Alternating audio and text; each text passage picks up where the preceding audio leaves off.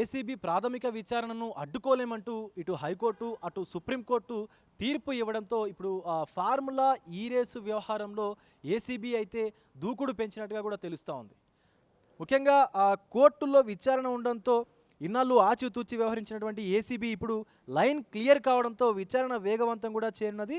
So నిందితులకు మరొకసారి కూడా నోటీసులు ఇవ్వడానికైతే సిద్ధమవుతోంది ఏసీబీ. ఇప్పటికే A1గా ఉన్నటువంటి కేటీఆర్, A2గా ఉన్నటువంటి సీనియర్ ఐఏఎస్ అధికారి అరవింద్ కుమార్, అలాగే A3గా ఉన్నటువంటి HMDA మాజీ చీఫ్ ఇంజనీర్ BLNN రెడ్డిల స్టేట్మెంట్లను కూడా ఏసీబీ అధికారులు రికార్డ్ చేశారు.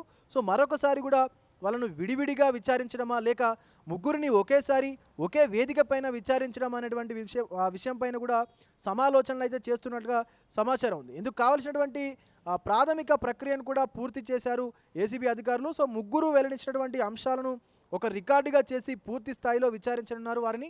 సో ముఖ్యంగా అగ్రిమెంట్ జరిగినటువంటి విధి విధానాలపైన కూడా విచారించనున్నారు. సో HMDA చెల్లింపులు జరిగినటువంటి విధానాలపైన మరోసారి స్టేట్మెంట్ రికార్డు చేయనున్నారు ఏసీబీ అధికారులు. ఓవర్సీస్ బ్యాంకు నుంచి ఎవరు చెల్లింపులు చేయమన్నారటువంటి అంశం ప్రాథమికంగా కూడా అయ్యేటువంటి అవకాశం కూడా కనిపిస్తూ ఉంది. సో మరోపక్క విదేశీ కరెన్సీ రూపంలో బదిలీ చేయడాన్ని కూడా ఎలా సమర్థించారు అన్నటువంటి వివరాలు కూడా వారి నుంచి కోరేటువంటి అవకాశం ఉంది ఏసీబీ అధికారులు. మరొకటి ఈ విషయంలో విచారించేందుకు ముగ్గురికి ఏసీబీ అధికారులు మరొక మారు కూడా నోటీసులు ఇచ్చేటువంటి సమాచారం అయితే ఉంది. సో ఈడీ విచారణ అనంతరం కేటీఆర్ అరెస్టు పైన ఏసీబీ నిర్ణయం తీసుకునేటువంటి అవకాశాలు ఉన్నాయని చెప్పి కూడా తెలుస్తూ ఉంది. ఈ విషయం పైన ఏసీబీ అధికారులు సమీక్ష కూడా నిర్వహించారనేటివి కొంత సమాచారం అయితే ఉంది. సో సుప్రీంకోర్టులో కేసు విచారణ నేపథ్యంలో 9వ తేదీన ఏసీబీ విచారణ అనంతరం కేటీఆర్ను అధికారులు పంపినట్టుగా కూడా చెప్తా ఉన్నారు. సో ఈడీ విచారణ అనంతరం ఏసీబీ అధికారుల యాక్షన్ పైన ఇటు బీఆర్ఎస్ లీగల్ టీం కూడా అప్రమత్తమైనట్లుగా తెలుస్తూ ఉంది. సుప్రీంకోర్టులో దాఖలు చేసినటువంటి క్వాష్ పిటిషన్ కూడా విత్డ్రా చేసుకోవడంలో కూడా లీగల్ టీం నిర్ణయం మేరకు కేటీఆర్ నడుచుకున్నట్లుగా కూడా కొంత సమాచారం అయితే ఉంది.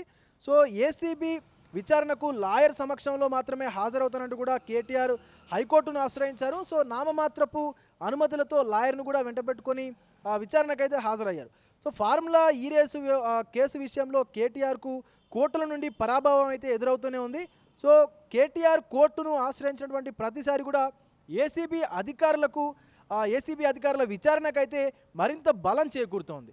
సో ఈ క్రమంలోనే కేటీఆర్ అరెస్టు పైన బీఆర్ఎస్ నేతల్లో కొంత ఆందోళన కూడా మొదలైంది. సో కేసు నుంచి బయటపడేందుకు అన్ని దారులు మూసుకుపోయాయి అనేటువంటి కొంత సందిగ్ధత అయితే నెలకొన్నటువంటి పరిస్థితి కనిపిస్తోంది.